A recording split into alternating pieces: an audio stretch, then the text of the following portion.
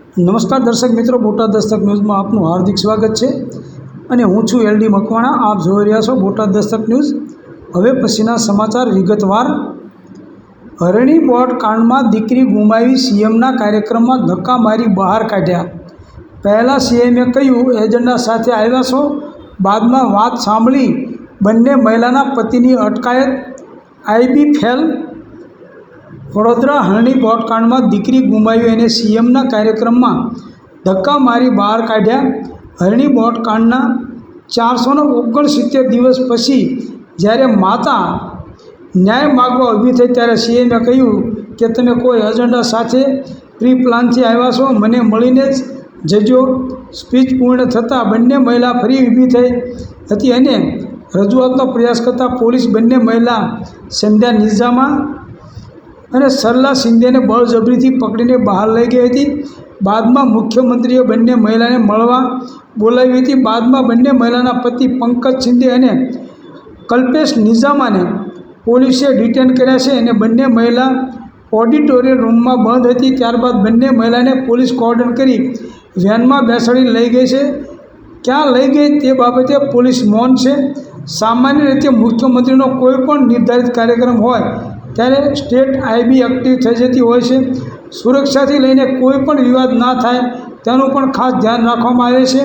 આ માટે આમંત્રિત મહેમાનોનું લિસ્ટ પણ તપાસવામાં આવે છે. ત્યારે મુખ્યમંત્રીના કાર્યક્રમમાં હરણી બોટકાંડના પીડિત પહોંચી જાય અને તે પણ છેલ્લા ઘણા સમયથી વિરોધ કરતા હોય તે પણ ચાલુ કાર્યક્રમમાં મુખ્યમંત્રી સમક્ષ ન્યાયની માગ કરે ત્યારે ચોક્કસથી આ મામલે આઈબી ફેલ ગઈ હોવાનું ચર્ચાઈ રહ્યું છે. બેન, તમે સ્પેશિયલ એજન્ડાથી આવ્યા છો તો અત્યારે બેસી જાઓ, મને મળો શાંતિથી. તમે અત્યારે બેસી જાઓ, મને મળીને જજો. આ બાજુ જુઓ, તમે એની પર ધ્યાન ના આપશો. તે સ્પેશિયલ એજન્ડાથી આવ્યા છે એટલે તેની પર ધ્યાન આપવાની જરૂર નથી. કોઈ પણ મુશ્કેલી હોય, સોમવારે આપણે કોઈને રોકતા નથી. ત્યાં આવીને કોઈ પણ મળી શકે છે અને ઘણા બધા રેગ્યુલર આવે છે. પણ જ્યારે કોઈ પ્રોગ્રામમાં આવ્યા હોય ત્યારે તે પ્રોગ્રામમાં આવીને રજૂઆત કરવી તે આપણી સંસ્કારી નગરીને શોભે નહીં અને આનાથી અંદરથી જ આપણે બહાર નીકળવાનું છે. આવી પદ્ધતિઓ કે જે તમારા વિકાસના જુસ્સા સાથે કામ કરવાની જે પદ્ધતિ છે તેમાં કોઈને કોઈ કારણસર આવું ક્યાંક ને ક્યાંક કારણ બની જાય તો તમારો જુસ્સો ના તૂટવો જોઈએ. આપણે કોઈ પણ વસ્તુ હર હંમેશ, મેં મીડિયાના સૂત્રોનું પણ કેટલીક વખત કહ્યું છે, મીડિયામાં પણ જે વસ્તુ નેગેટિવ હોય તો તે નેગેટિવ હોય તો મેં મારા ડિપાર્ટમેન્ટને સરકારના અધિકારીઓને કહ્યું છે કે આને ચેક કરો અને જો કોઈ નેગેટિવ વસ્તુ હોય તો તેને સુધારવાનું થતું હોય તો તાત્કાલિક સુધારો. અગાઉ ભૂપેન્દ્ર પટેલે સર્કિટ હાઉસ ખાતે પાલિકાના અધિકારીઓ અને પદાધિકારીઓ સાથે વિશ્વામિત્રી પ્રોજેક્ટ અંતર્ગત રિન્યુ બેઠક કરી હતી. બેઠક બાદ મંગલ પાંડે રોડ વિશ્વામિત્રી નદી કિનારે મુખ્યમંત્રીએ વિશ્વામિત્રી નદીમાં ચાલી રહેલી કામગીરીનું નિરીક્ષણ કર્યું હતું. નદી કિનારે મ્યુનિસિપલ કમિશનર અને સિટી એન્જિનિયર દ્વારા પ્રોજેક્ટ અંતર્ગત માહિતી આપવામાં આવી હતી. અધિકારીઓએ મુખ્યમંત્રીને નિર્ધારિત 6 દિવસમાં એટલે કે 10 જૂન સુધીમાં પ્રથમ ફેઝની કામગીરી પૂર્ણ થઈ જશે એવો વિશ્વાસ અપાયો હોવાનું જાણવા મળ્યું છે. વિવાદ બાદ કલ્પેશ નિઝામાએ જણાવ્યું કે મારા પત્નીને ડિટેન કરવામાં આવ્યા છે. અમે ગુનેગાર છીએ કારણ કે અમે બાળકોને ગુમાવ્યા છે એટલે રિપોર્ટરોને ધક્કા મારીને કાઢે છે. આ તંત્ર છે. 10 વર્ષ જૂના મકાનોનું લોકાર્પણ કરવામાં આવ્યા છે. 30 વર્ષના શાસનમાં વિશ્વામિત્રી પ્રોજેક્ટ ન કર્યો, વડોદરાની જનતા ડૂબી અને કરોડોનું નુકસાન કર્યું એટલે આજે વિશ્વામિત્રી પ્રોજેક્ટ કર્યો. અમને નજરકેદ કરવામાં આવ્યા છે. શું અમે આતંકવાદી છીએ, ગુનેગાર છીએ? પોલીસનું આવું ખરાબ વર્તન યોગ્ય નથી. અગાઉ સવારે વિશ્વામિત્રી પ્રોજેક્ટ અંતર્ગત સર્કિટ હાઉસ ખાતે યોજાયેલી રિવ્યૂ બેઠકમાં municipal commissioner Arun Babu, mayor Pinakin Soni, જિલ્લા કલેક્ટર અનિલ ધામેલિયા, સાંસદ ડૉક્ટર હેમાંગ જોશી, સિંચાઈ વિભાગના અધિકારીઓ, વન વિભાગના અધિકારી અને શહેર જિલ્લાના તમામ ધારાસભ્યો જોડાયા હતા. આ રિવ્યૂ બેઠકમાં અધિકારીઓ દ્વારા વિશ્વામિત્રી પ્રોજેક્ટ અંતર્ગત કોર્પોરેશન અને સિંચાઈ વિભાગ દ્વારા ચાલી રહેલી કામગીરીની માહિતી આપવામાં આવી હતી. મુખ્યમંત્રીએ આજવા રોડ ખાતે આવેલા પંડિત દીનદયાળ ઉપાધ્યાય નગરગૃહ ખાતે 1156 કરોડના વિકાસ કામોનું ખાતમુહૂર્ત લોકાર્પણ કર્યું હતું. મુખ્યમંત્રી પહોંચતા તેમનું પરંપરાગત સ્વાગત કરવામાં આવ્યું હતું.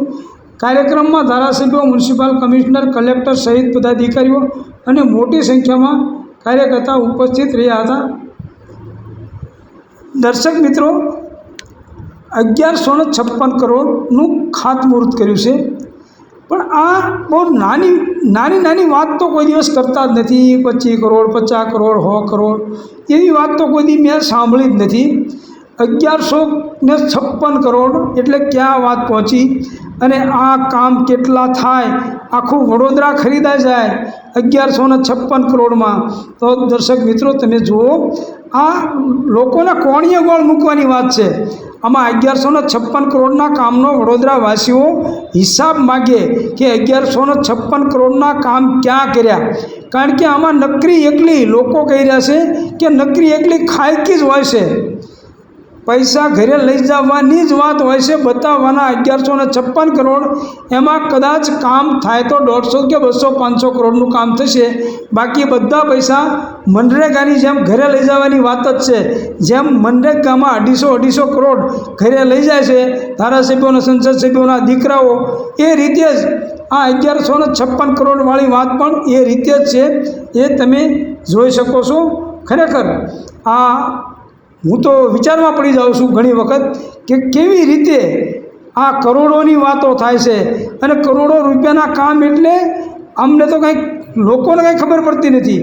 લોકો બિચારા એવું સમજે છે કે હા આપણા વિસ્તારમાં આટલા બધા રૂપિયા વાપરવાના છે. તો ખરેખર સાના માના મુક્ત થઈને બેસી રહેશે કે આટલા બધા રૂપિયા વાપરે છે તો આપણે શું બોલવું. પણ લોકો, તમે હિસાબ માગો, માહિતી માગો.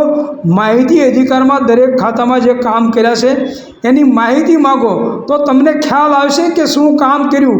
અને ટેન્ડરની માહિતી માગો, કેટલા રૂપિયાનું ટેન્ડર છે અને ટેન્ડરમાં શું કામ ભર્યા છે અને ટેન્ડરમાં કઈ રીતના કામ છે, કઈ રીતના ઓન ભાવ છે, કઈ રીતના જે ભાવ છે એ તમે જાણો. ને ટેન્ડર માગો, માહિતી માગો. જ્યાં સુધી તમે જાગૃત નહીં થાવ ત્યાં સુધી આ 1156 કરોડ જ્યાં હોય ને ચાલુ જ રહેશે. કારણ કે નાની વાત તો કોઈ દિવસ હોતી જ નથી. સૌજન્ય દિવ્યા ભાસ્કર, બોટાદ દસ્તક ન્યૂઝ, LD મકવાણા, બોટાદ.